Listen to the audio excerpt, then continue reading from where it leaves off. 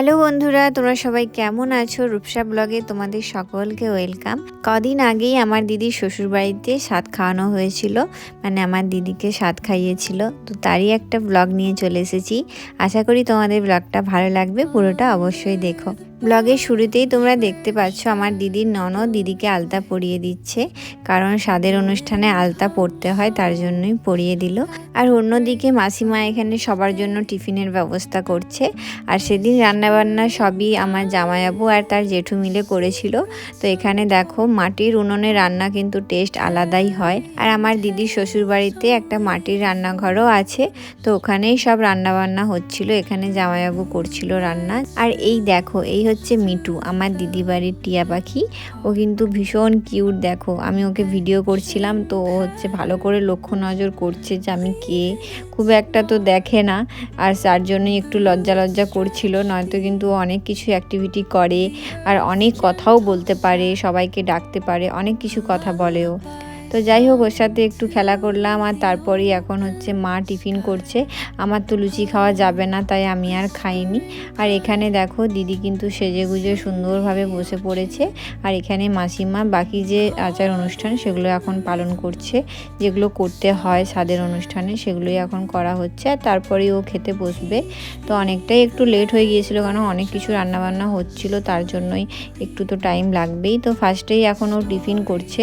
তো এখানে আরও 2-3 জন ওকে স্বাদ খাওয়াবে। মাসিমার আশীর্বাদ করা প্রায় হয়েই এসেছে। তোমরা সবাই কিন্তু আমার দিদিকে অনেক আশীর্বাদ করো, আর আমার দিদির জন্য প্রে করো যেন আমার দিদি ভালো থাকে, সুস্থ থাকে। তো দেখো এখানে কিন্তু পরপর সবাই আশীর্বাদ করে নিচ্ছে।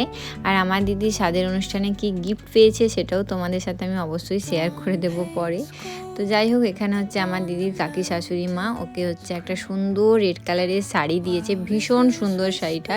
আমি তো ভিডিও করতে ভুলে গিয়েছিলাম, তো পরে অবশ্যই শেয়ার করে দেব। আর দেখো এখানে কিন্তু হবু পাপা একদম সব কিছু সুন্দর করে গুছিয়ে দিয়েছে।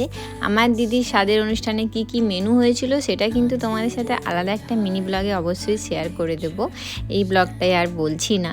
তো এখানে দেখো পুচকেটাও বসে পড়েছে, এটা হচ্ছে আমার দিদির ননদের ছেলে। একদিকে তো আমার দিদিরা খাওয়া দাওয়া করছে, আর অন্যদিকে কিন্তু বাকি সবাই, মানে যারা যারা আমন্ত্রিত ছিল তারা সবাই এখানে একে একে খাওয়া দাওয়া করতে বসে পড়েছে। আমারও খুব খিদে পেয়ে গিয়েছিল, কিন্তু আমি তখন বসিনি, কারণ আমি মায়ের সাথে বসবো বলে। তো ভাবলাম সবাই খেয়ে নিই, একসাথেই বসে পড়বো। আর তারপরে হচ্ছে একটু রুমে বসেছিলাম। আর আমার জামাইবাবু এখানে দেখো মিটুকে নিয়ে এসেছে খাঁচা থেকে বের করে। আর জানো তো আমার জামাইবাবুদের বাড়িতে প্রত্যেক দিনই এটা করে, মানে একটা টাইমে মিটুকে বের করে খাঁচা থেকে, রুমের ভেতরে রাখে, আর ও তার ইচ্ছে মতো খেলে, আর তারপরে আবার ওকে খাঁচার ভেতরে ঢুকিয়ে দেয়।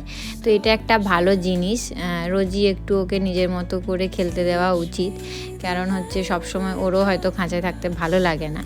তো জানো একবার কি হয়েছিল, ও না উড়ে গিয়েছিল, কিন্তু তারপরে সবাই ভেবেছিল হয়তো আর আসবে না, কি আর করা যাবে, মন খারাপ হয়ে গিয়েছিল, কিন্তু ও আবার নিজে নিজেই চলে এসেছিলো, মানে হয়তো ওর ভালো লেগে গিয়েছে, তার জন্য ও আবার নিজে নিজেই চলে এসেছিল। জানি তোমাদের হয়তো শুনে একটু অবাক লাগতে পারে, কিন্তু এটা কিন্তু একদম সত্যি একটা ঘটনা। তাহলে চলো বন্ধুরা, আজকের ব্লগটা এখানেই শেষ করছি। ব্লগটা যদি ভালো লেগে থাকে অবশ্যই কিন্তু একটা লাইক করে দিও, আমার পেজটা ফলো করে দিও, আর যারা যারা ইউটিউবে দেখবে অবশ্যই সাবস্ক্রাইব করে দেবে।